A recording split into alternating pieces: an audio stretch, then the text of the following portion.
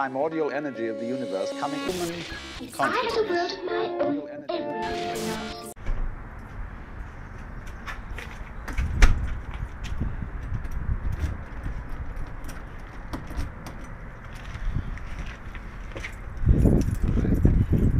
So, Anthony, do you remember the first song you learned to play, either on guitar or on piano? Oh, I think the first song I learned to play on piano was Ode to Joy when I was like 7 or 8 years old.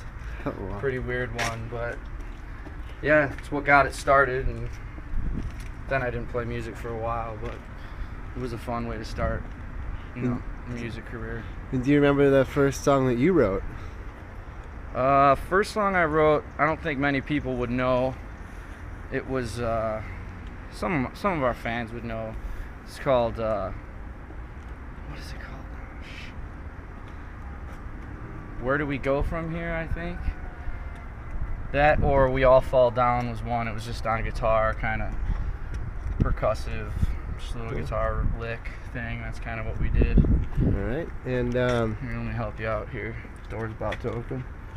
Go ahead. And if you could be remembered for only one song in the Makeshift Prodigy catalog, which one would it be? Well, hopefully it'll be a song from the future.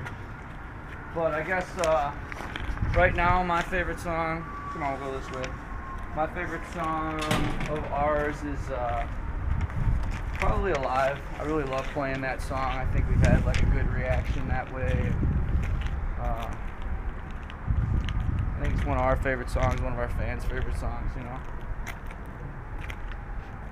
Is there any one live performance in your career thus far that's been kind of a defining moment, you'd say, for either yourself or for the band, that's kind of propelled you guys, or you look back at it and is saying something that you always remember?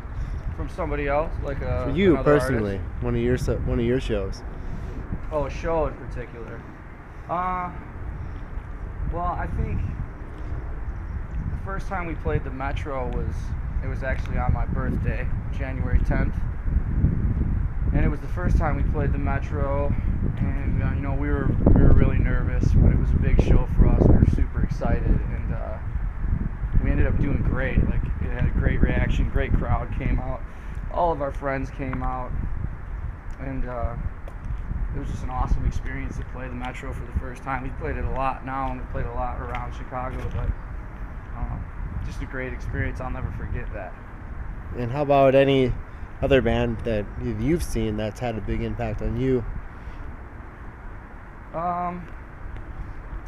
I saw Radiohead last summer, and it was just after their King of Limbs album came out, and my friend took me there as a gift, and it was one of the best nights of my life, needless to say. It was they're one of my biggest influences and one of my favorite bands in the world, so I was just super excited to go. And then actually after the show, she worked at the Tweeter Center, which is a big venue out here in Chicago, and I got to go sit by like their tour buses and see the semi trucks that load all their gear in and shit like that.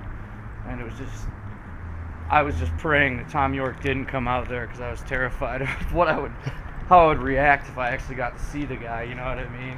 He's such a big influence of mine, but needless to say, he didn't come out, and we just hung out by their tour buses and by all their gear and stuff, and I got to look at, what their system's like as a band compared to ours, which is obviously like 1% of that. Right. And what about, is there any particular venue outside of Chicago that you've either saw a show at or that you've played that really stands out as, a great place to play or see a show? We played Webster Hall, which was in New York, and we played there a couple times now, but it's a great venue, and I know that me and a couple of the other guys in the band are really into very old venues, or just places in general that are kind of spooky, and like Jake and Christian are big into ghost hunting and stuff like that, so we were going around the venue just hiding around, just scaring the shit out of each other the whole time. And I remember Josh and a couple of the other guys from the Rouge were looking around the venue, and they didn't know we hid on him. They were on tour with us. So we were waiting for him to come back down. It was in this big, dark stairwell. And I just jumped out and scared the shit out of him. It was so funny. We had a great time, though. It was a good show. Probably 200 people over there or something like that, so it was pretty packed. And yeah, we had a great time. Nice. I love that. I guess that leads to the last question. Is there any other funny stories from the road that you kind of recall that stand out as something you always remember?